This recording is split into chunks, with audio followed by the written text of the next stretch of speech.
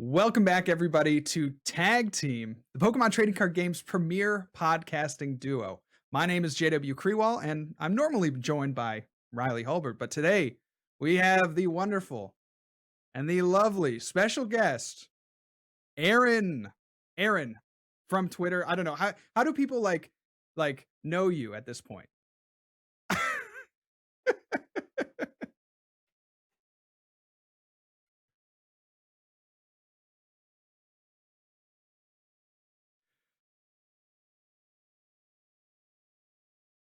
Gotcha.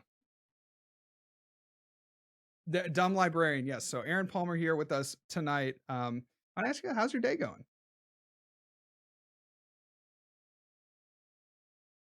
Uh-huh. Yeah.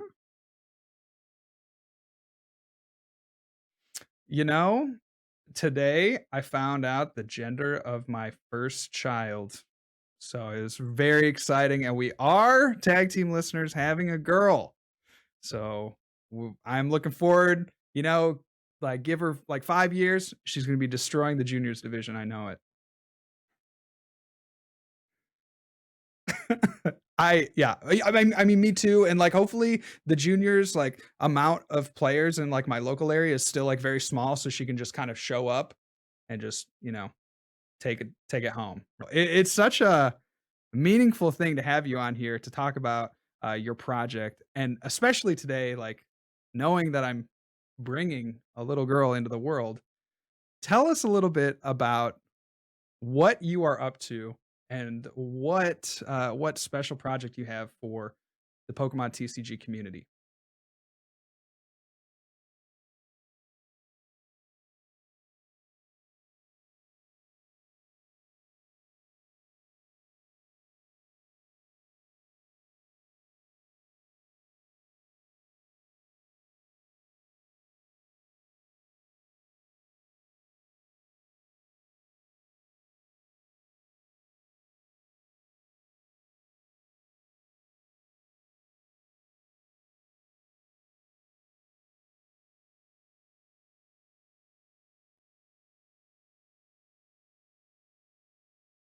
Mhm.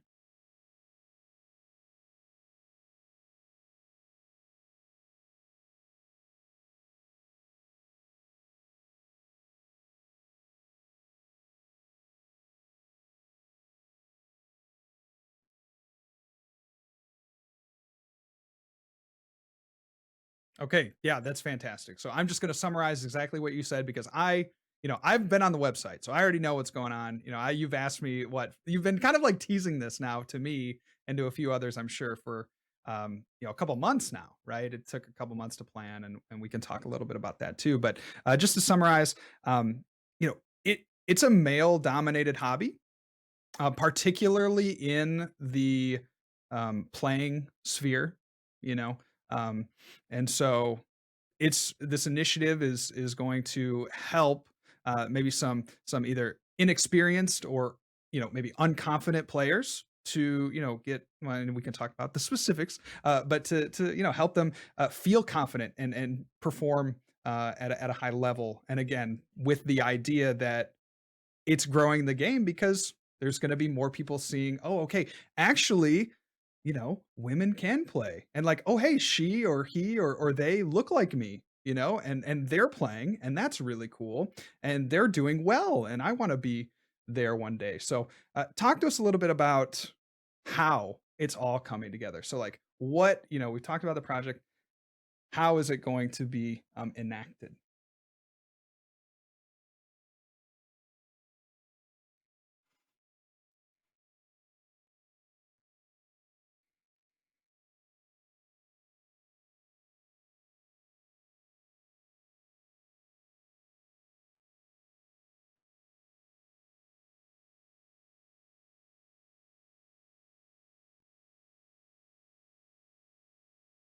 Mhm.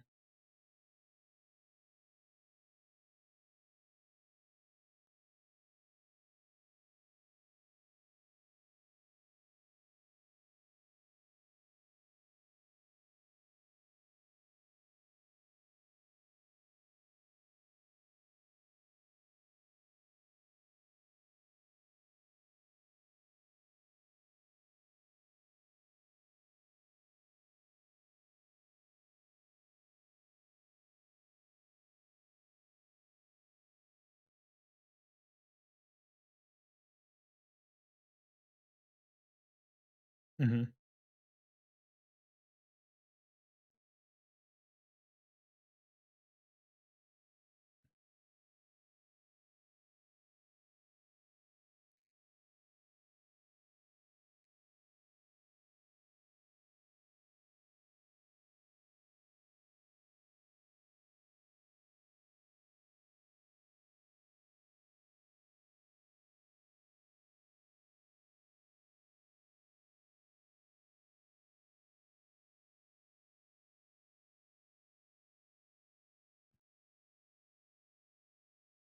Sure, absolutely. Yeah, that'd be great. Yeah, I'd love to talk to you about the future of this. So, you have a kind of panel of coaches lined up for players to get in touch with. Can you kind of go over who you were thinking about and who you've assembled, I guess, as your kind of palette of friends, Avengers?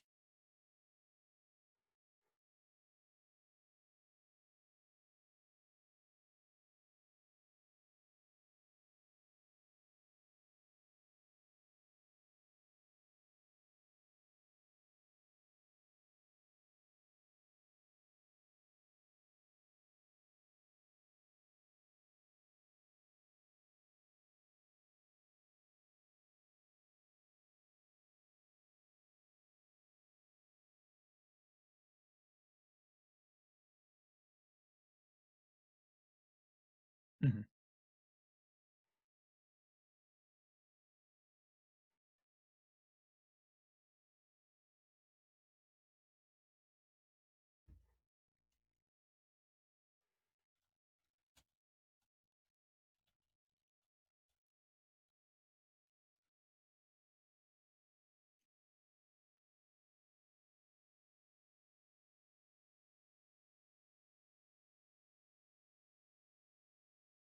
Mhm.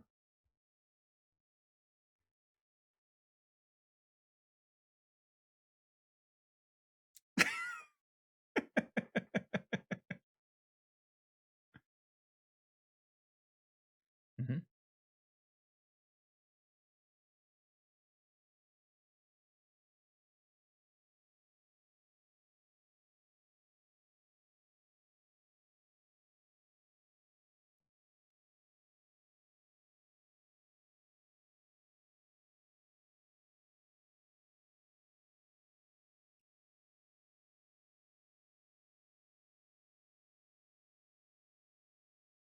Very cool.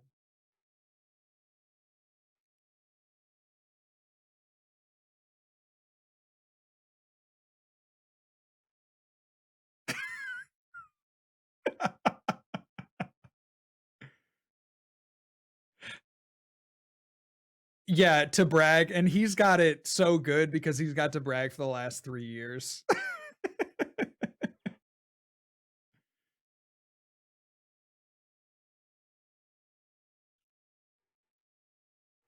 Mhm.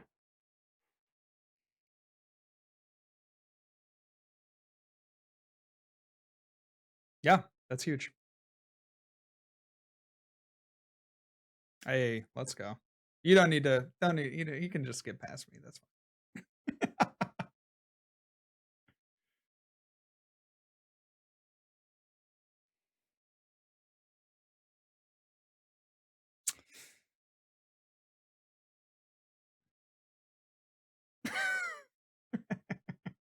Yeah, I did not, in fact, get top 8 at 2012 Worlds, but it was not I was like, "Whoa, did I?" I mean, my memory's slipping, I'm nearing an age to my 30s, so, maybe I forgot back then, but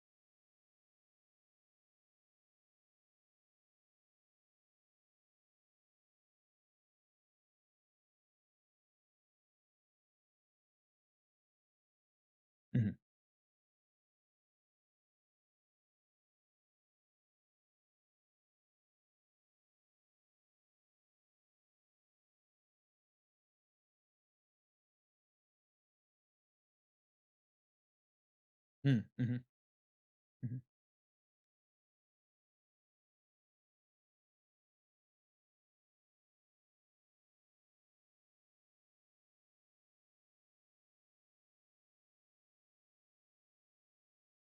Great. Yeah, that sounds like a great lineup.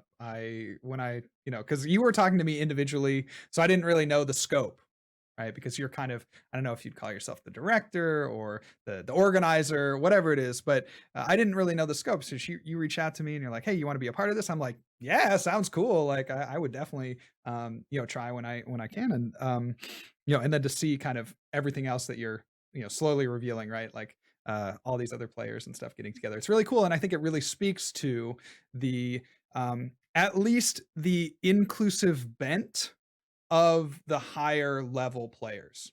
Because I think we've had you on the cast before, Aaron. You're actually our first um, repeat guest, which is great. But I think, as you talked about before, it's like the community as a whole still has a lot of work to do in terms of inclusivity and in terms of, making people feel welcome. But I think you see, the gauge kind of air more inclusive like at the top, right? I think the top level players are on a large scale very much like we want to bring more people in, we want to help more people, we're very generous with time, I think, at least, from my perspective, and like very generous with that.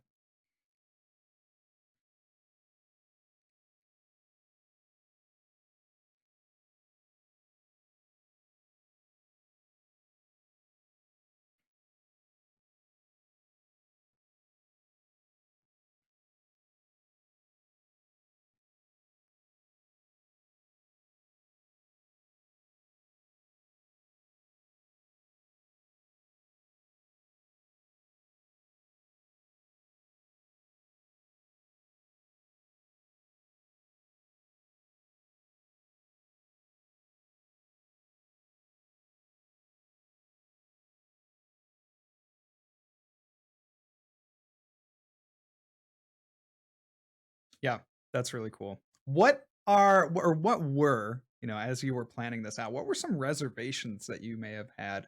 I hear you kind of talk about that saying like, oh, it might be kind of polarizing to, offer this to a select group of people. So like what were some of the other things and maybe expound on that idea or some of the things that were kind of made you hesitant or made you think twice?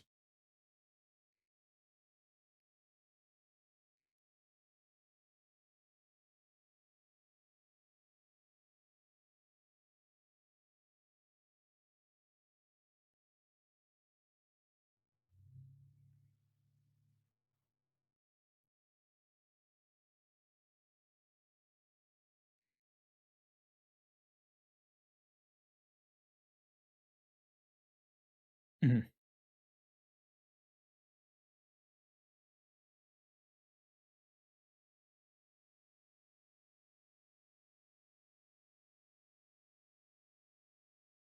mhm,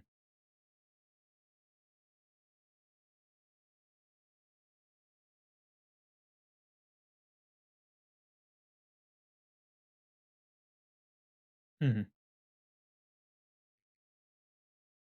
mhm,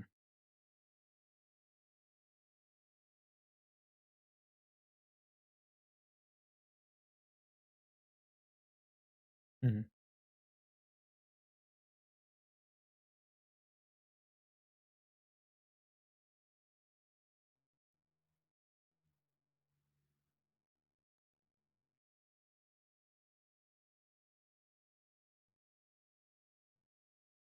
yeah. Well,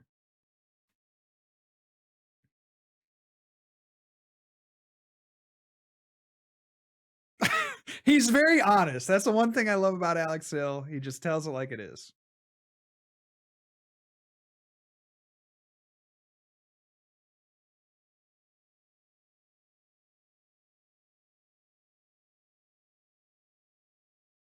Mhm,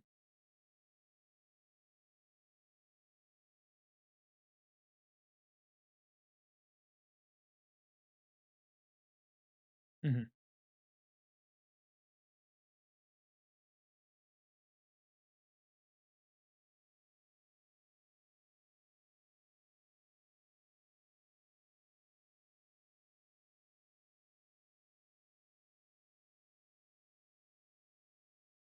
Mhm.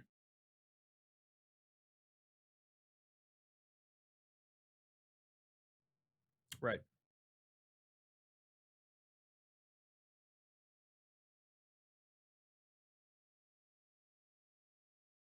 Mhm.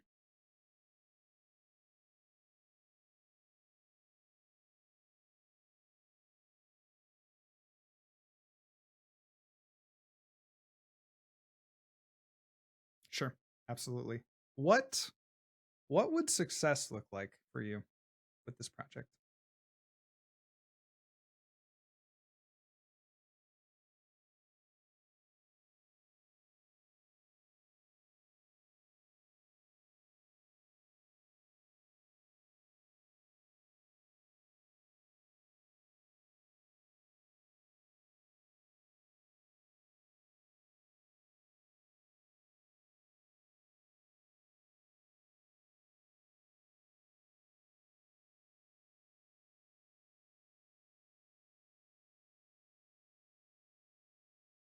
Mhm.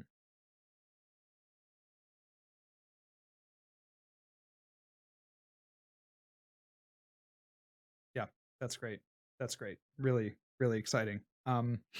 So let's talk about, women and people of marginalized genders. Can you just, if I'm a person who thinks that I, belong in that category, can you kind of maybe define that just a little bit more? If I'm like, oh well, do I qualify? Like, do I not? Can you just give me kind of, your vision on who that, kind of includes and maybe like who that kind of excludes? Um, yeah.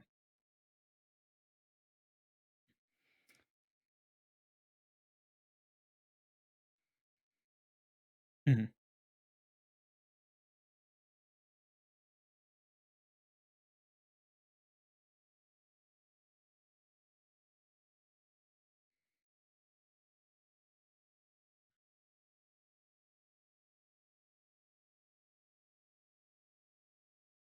Hmm.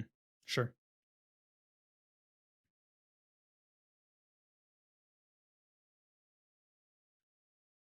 Hmm.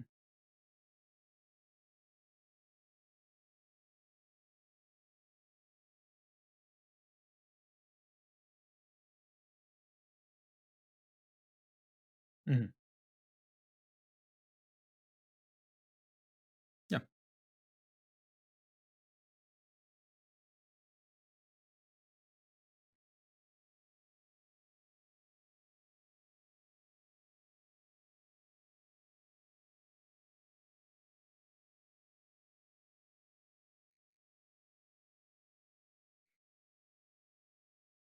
Hmm.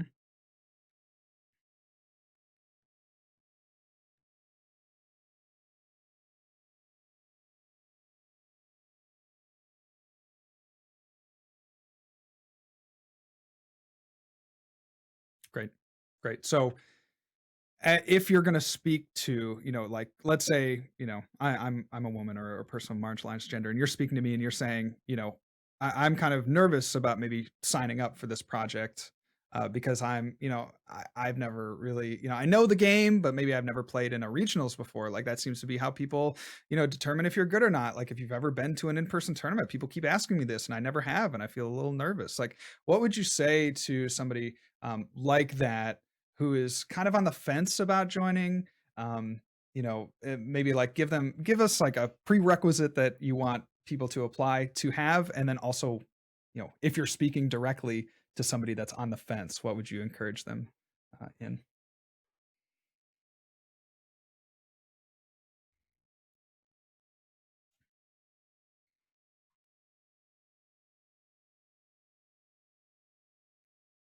Hmm.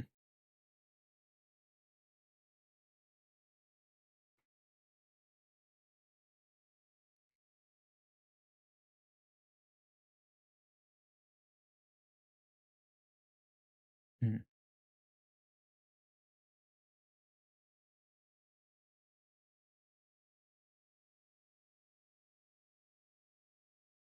Hmm. Hmm. Yeah.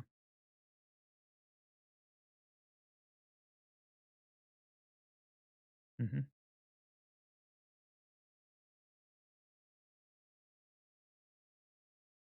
Mhm. Absolutely. That's great. That's great. So, I'm just kind of like thinking, and let's say someone goes through, this project, and it sounds like there might be some future projects which we should talk about. But how cool would it be to see someone that gets a coaching session, has never gone to an event before, and then eventually becomes someone who is coaching up the next generation of women and other gender people, right? Non-male gender people, like that would just be really cool. So. Uh,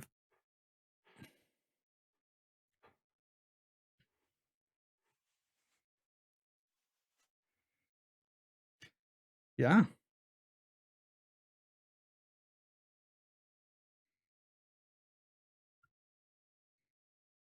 Mhm.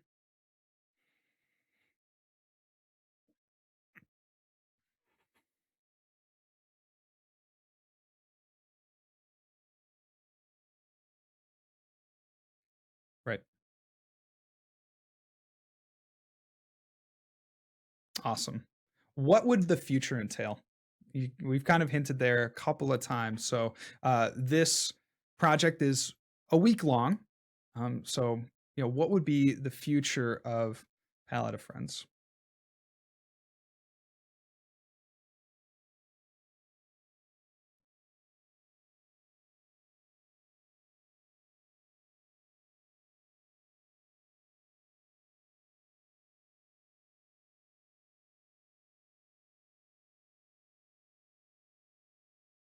Mhm.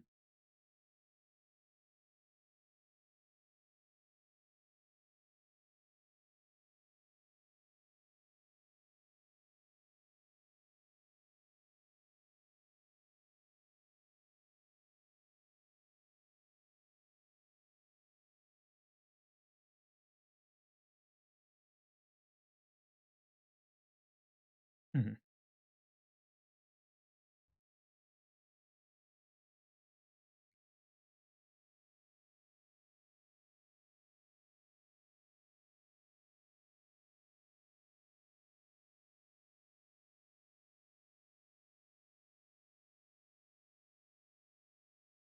Okay.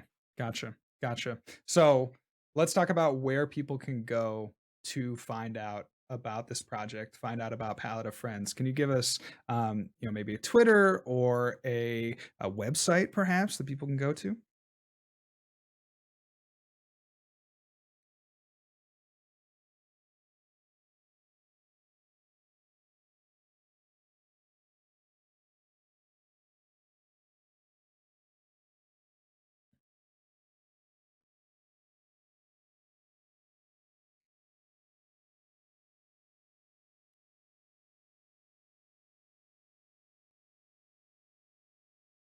Mhm.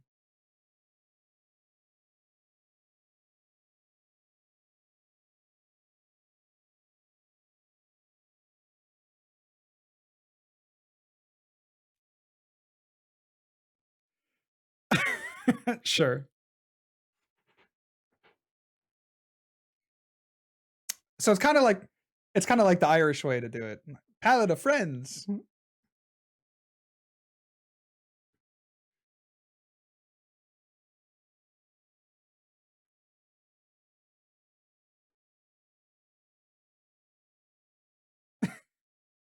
Love that. How did you come up with the name?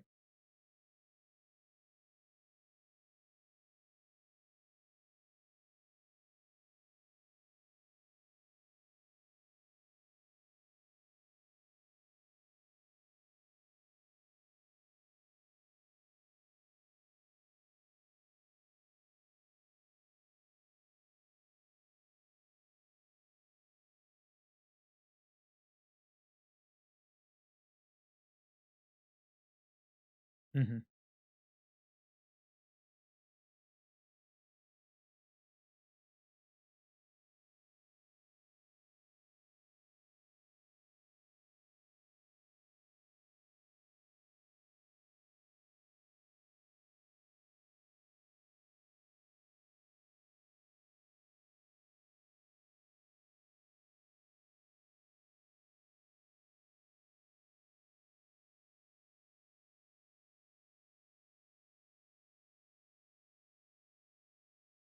Yes, absolutely. I think it has a huge depth to it in just 3 short words. So Palette of Friends, you guys can find it www.niderina, that's NIDERINA.com, and then also at the Irish pronunciation Palette O Friends on Twitter.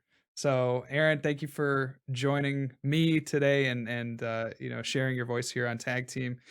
Any last words that you'd like to share with us that we should know about the project, or anything personal you want to share?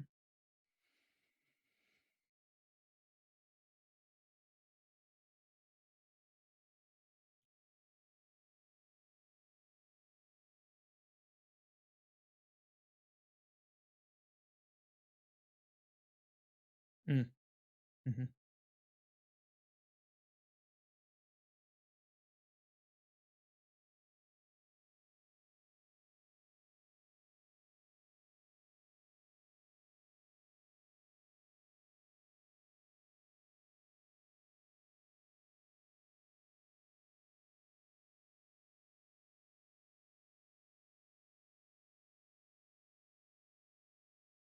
Awesome. Well, this is really exciting. I can't wait to see not only the results of December 1st through the 8th, but also where this can kind of carry us in terms of equity in the Pokemon TCG community. So thank you once again, Aaron, for joining us.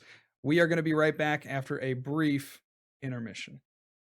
We're going to continue the second half of the podcast. Just me, myself, and I. Riley is on assignment, finishing his work, I guess. I don't know at this point what Riley does in his evenings. I tell him, Riley, you got to have a life outside of work. And he says, JW, I just cannot. They're paying me too much money. I like my work too much. So many people in the hospitals are counting on me. And I say, that's great, but I really wish you were here for Tag Team, buddy.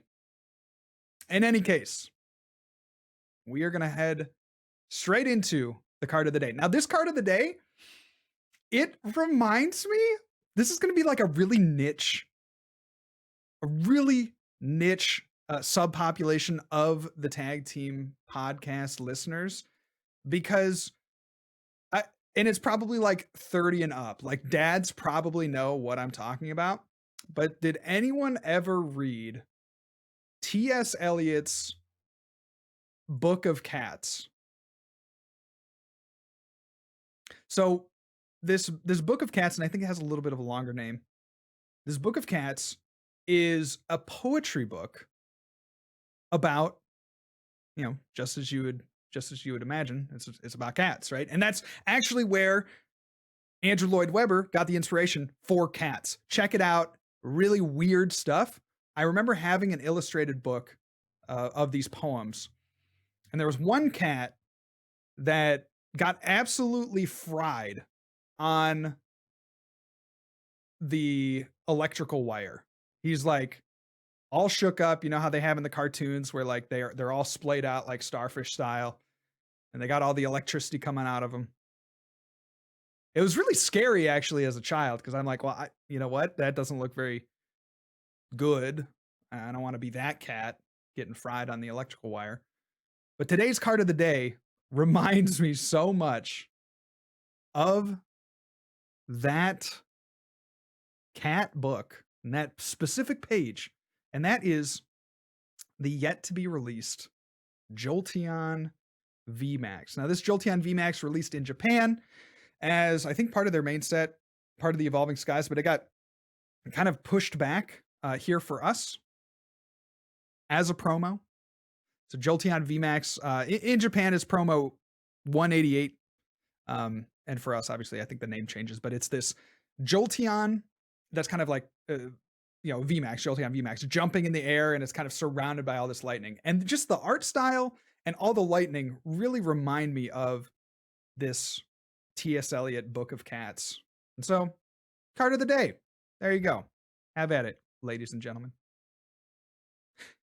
This holiday season, I'm giving thanks to our friends at Manscaped. Speaking of electricity, do I tell my extended family that I have the Performance Package 4.0 from the global leaders in below the waist grooming?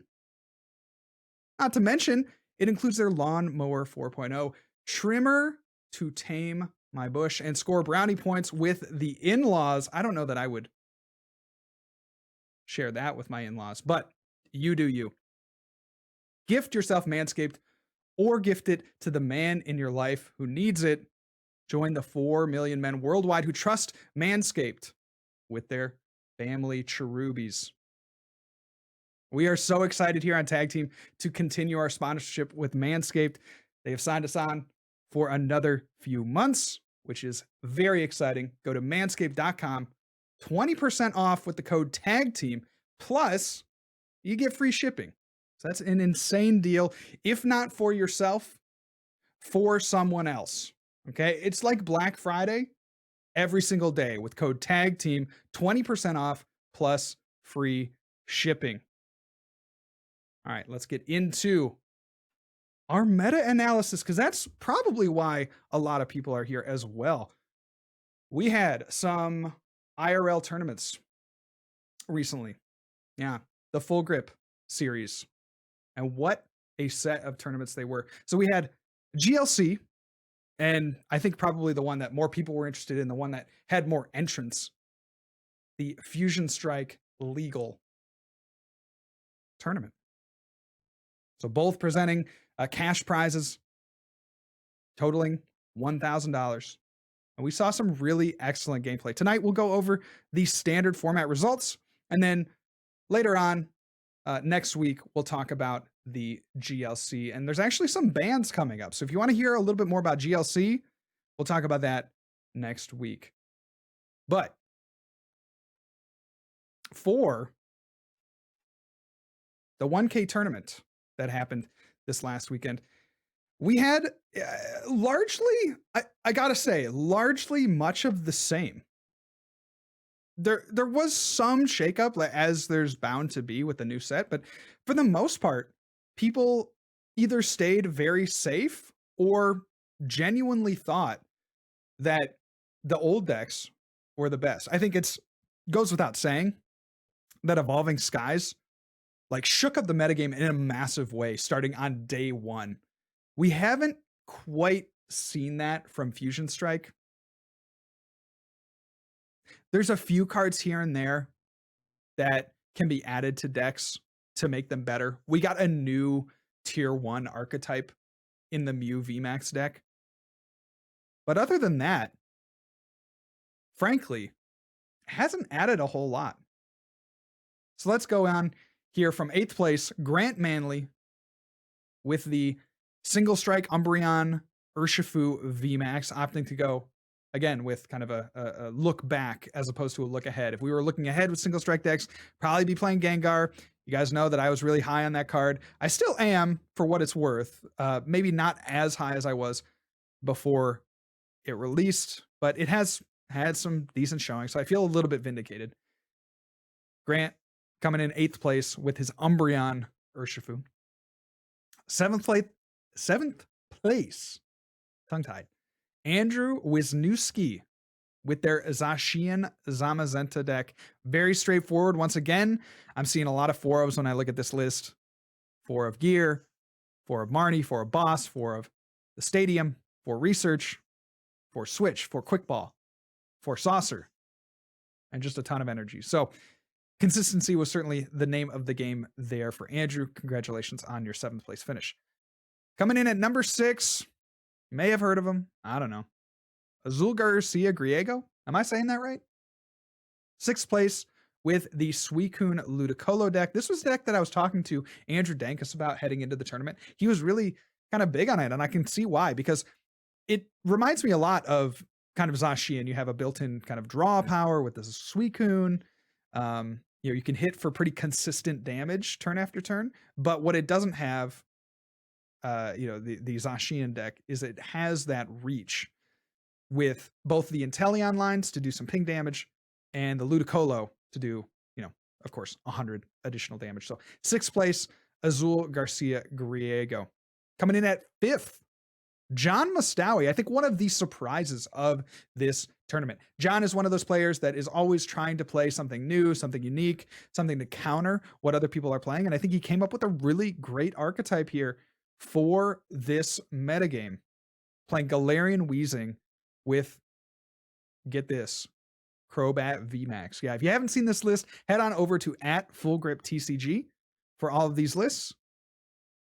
But he played a very heavy Weezing line. So we've seen Weezing in the past be played with Sableye, and that's certainly the case here. So a 4-3 Galarian Weezing with 1 Sableye. But yeah, that's the interesting thing, right? Is that most of these Sableye decks, they play like a 3-2 Weezing.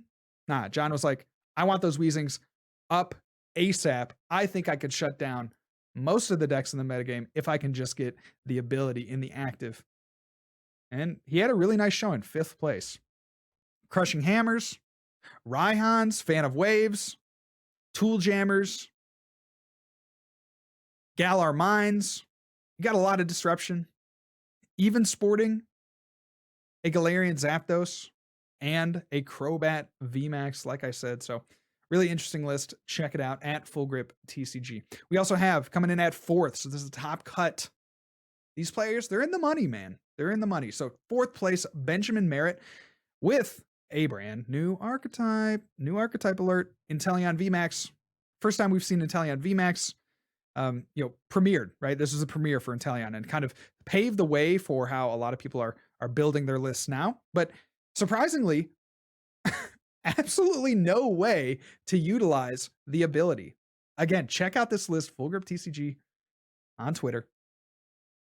No water energy at all. I kid you not. If you only get your metagame news from this podcast, absolutely no water energy, no way to utilize the Inteleon. I think that's fantastic. It's crazy. It's cool. It's wild. It's revolutionary. I don't know. Any word you want to bring to it, I think is probably apt. Going for the single strike energy and then Path of the Peak to try to, shut down opponents' abilities, scoop that energy back up turn after turn, and then Cheryl, 4 of Cheryl in that list. So really interesting. Also plays a single strike Basculin. A single strike Basculin is very cool because it's a 1 prizer. So you can try to offset the prize trade with your opponent. But it does 30 plus 10 for each damage counter on your opponent's Pokemon. So if you're able to, use your Inteleon VMAX, hit for 140, then you're going to swing for big damage with the Basculin on the following turns. And of course, you have Inteleon with the quick shooting to get more and more damage on the field, augment the Basculin attack power. So really interesting list from Benjamin there. Coming in at 3rd place, more of the same. And this list would be just absolutely unchanged from pre-expansion format, pre-Fusion Strike format. That's Leafeon VMAX. Literally nothing different. This is like the most standard of all Leafeon builds. So congratulations to Michael Edens on their 3rd place finish. Number 2, 2nd place, Tyler Palmason. Tyler or Palmason? Palmason. It has to be Palmason. Tyler Palmason with their, I know, it's crazy, Shadow Rider VMAX deck. Again, super standard list with a couple of Cresselia. That might be the only change. No Alchemy VMAX. Didn't want to bother with that. 15 energy. That seems a little high, but the results speak for themselves. Congratulations to Tyler on their 2nd place finish. And coming in at number 1, Trevor Redding with a Suicune Ludicolo build. The only change, and I thought this was fantastic when I saw this on the stream, the only change to this list from what you would expect to see out of a Suicune deck is 1 Pyukumuku. Looks like they might have cut a quick ball. That quick ball count is at 3, but 1 Pyukumuku with that pitch of Pyukumuku ability, put that to the bottom of your deck, draw a card, just a little bit of extra consistency. You can draw 2 cards a turn, possibly more with Suicune V, Pyukumuku. Really cool stuff. So again, we should see the format open up a little bit. We should, right? Because this is week 1. Where do we go from here? I think we saw at the last Full Grip 1K, and I use the in-person tournaments as a little bit more of a barometer than the online tournaments because there's more at stake. Everyone wants to win a 1K or an in-person tournament.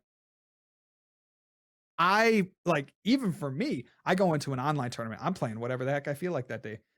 I didn't test. I didn't check out my last, find my perfect optimal 60 cards. Nah. I'm playing what I'm feeling like, and it's like, well, sometimes I'll even go even more high roll. Right? So that I can, well, if I'm running hot today, I flip all my crushing hammers, I'm gonna win this tournament. Right? Or on the flip side, I'm out for dinner. But these people want to win. They're going to bring what they think is actually the best. A lot of them I know had been testing for a while leading up to this event, and it's just really interesting to see them play these decks that, for the most part, are largely unchanged. Now, that's not wholly true. We do see an Inteleon in that top 8. There are some interesting divergent, thoughts on archetypes that we know and love, but largely speaking, people were a little bit more conservative. We saw this in the last Full Grip 1K. It's hard to go too far in one direction, right? It's hard to go too far because if you're countering a meta that isn't actually in place, you can find yourself kind of on the outside of the metagame.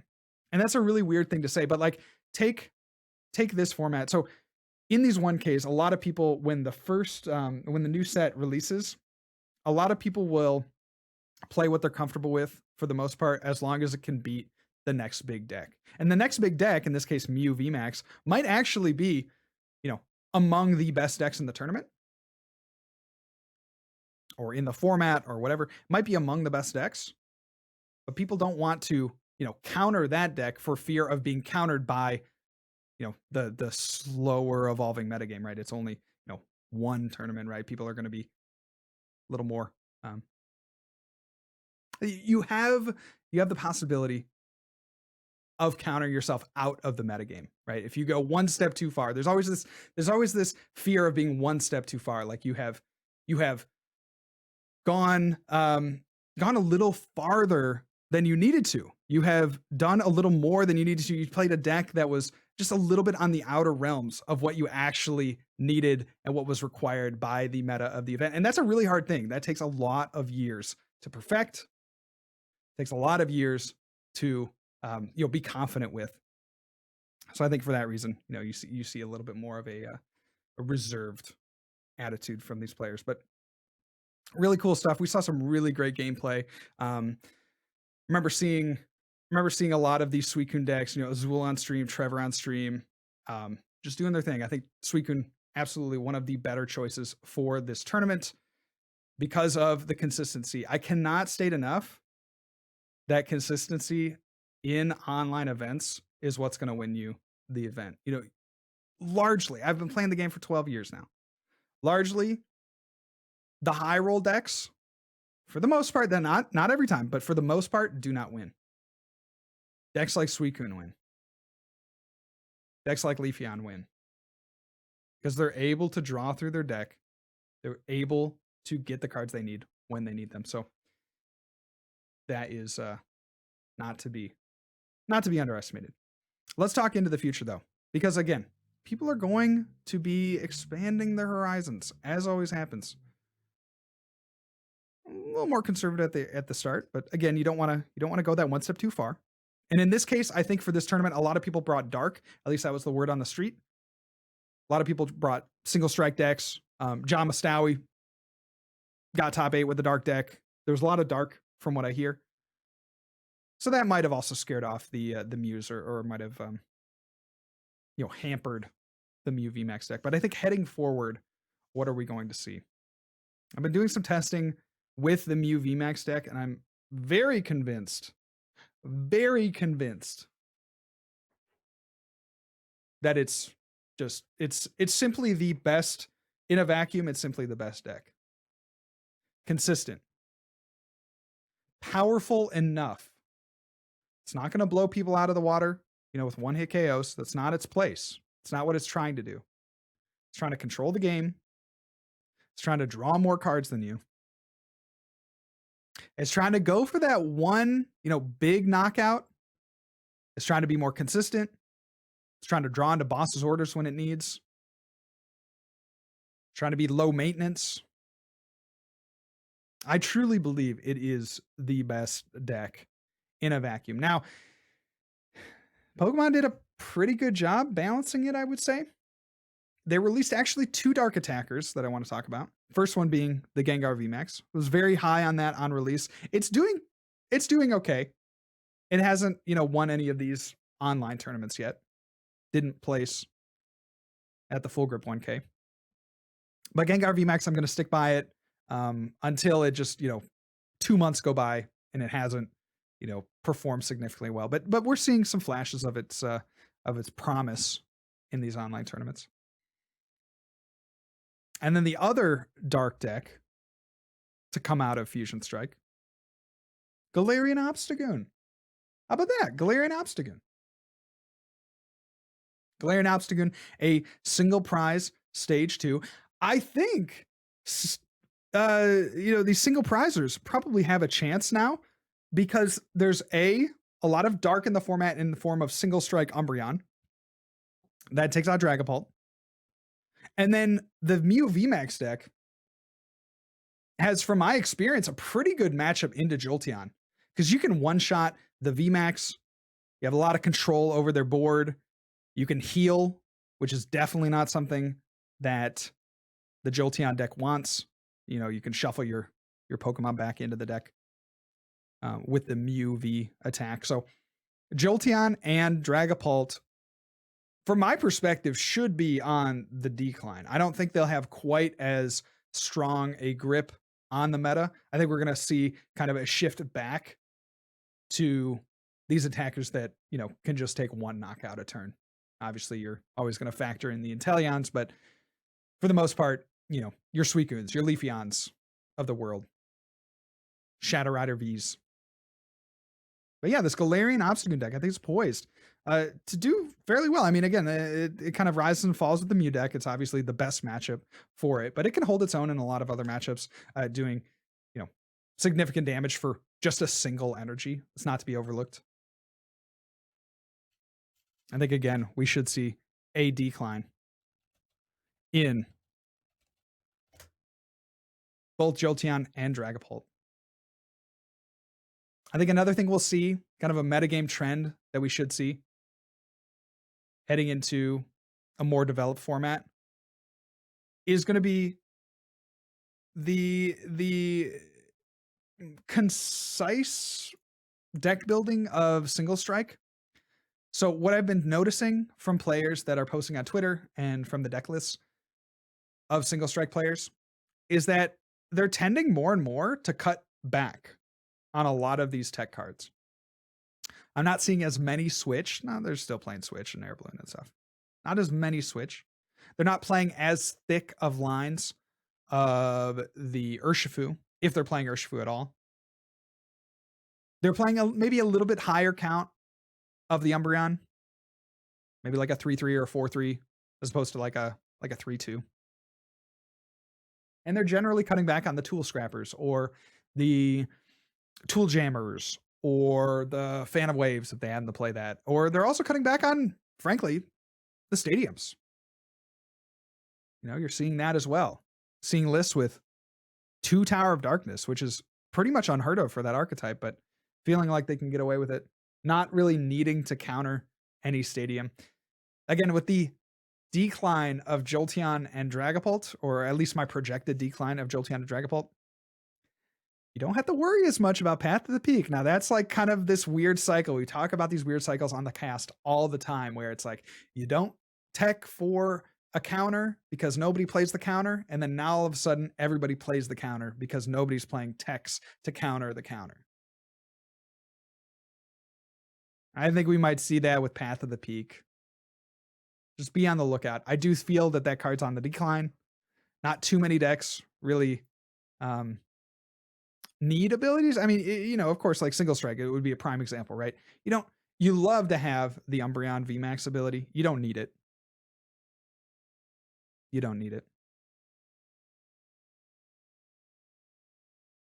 So these single strike decks becoming more and more streamlined, focused. I think that kind of plays into the Gengar. I gotta say, I think that kind of plays into the Gengar. We are seeing some Gengar, Houndoom, Inteleon builds. That's really cool. Kind of cutting out the fighting option altogether. No way for people to get one-shots with their Urshifu VMAXs, but maybe you don't need them in the end. You know, maybe you're just going to be consistent. Again, coming back to that consistency piece. You're not trying to set up multiple things. You're just trying to do one thing really well. I think there's a lot to be said for that. So those are just a few of the trends that I have been seeing. We are going to open it up to the chat for any questions that you guys have. Thank you for joining us on the cast here tonight. Ramsey says, JW, why weren't you at the Full Grip 1K? I was surprised not to see you on the stream. Yes, I would have loved to be at the Full Grip 1K. I would have loved to be there. But I had planned with my aunt and uncle to visit them. So we had planned this for actually 3 months. I'm not even exaggerating with that number. We had planned that 3 months in advance. And so I'm not going to try to move it around. I would have loved to go to the 1K because I know I would have won. You know, I got second at the GLC event last time. I know I would have won it this time. I got top 4 at the last GLC or the last Evolving Skies event. I know I would have won it. It's okay. Sometimes you do miss some shots. That one, I missed 100% of the shots I didn't take. On purpose. On purpose. Calpernicus says, saw on Twitter that you're going to have a baby girl. Yes, we are so excited. Had the ultrasound today. I'm going to be a girl dad. It'll be fun. I just now I'm getting into this future mentality with kids. I'm sure all the dads that are listening can relate. You're kind of thinking about, I was like, man, I'm seeing in this waiting room right now, I'm seeing my daughter, future daughter, hopefully, walk down the aisle, right? You have these future thoughts. I think that's a lot of having a kid, right? There's kind of this hope in the future. That's exciting. That's cool. It's scary. But I was feeling all of that and more. We were just so excited. I was hoping for a boy. I really was.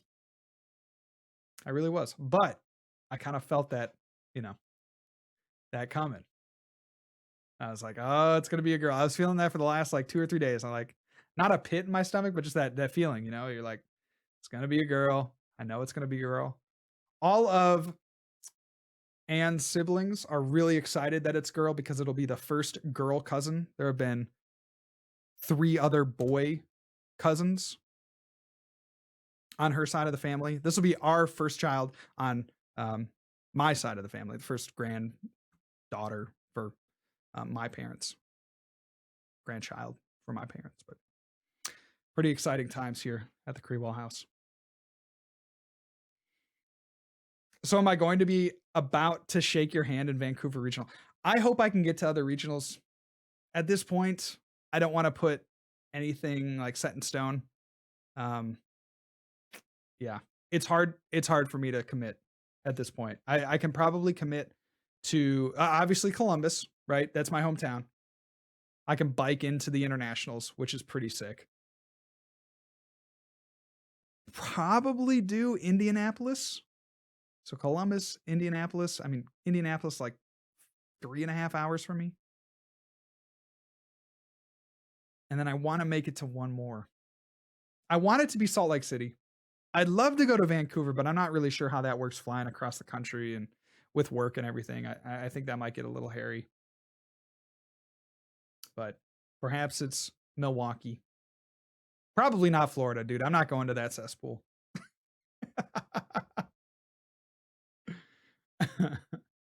India's Mother's Day. Yeah, see, I don't live with my mom, so it's just card. It's just get her a card.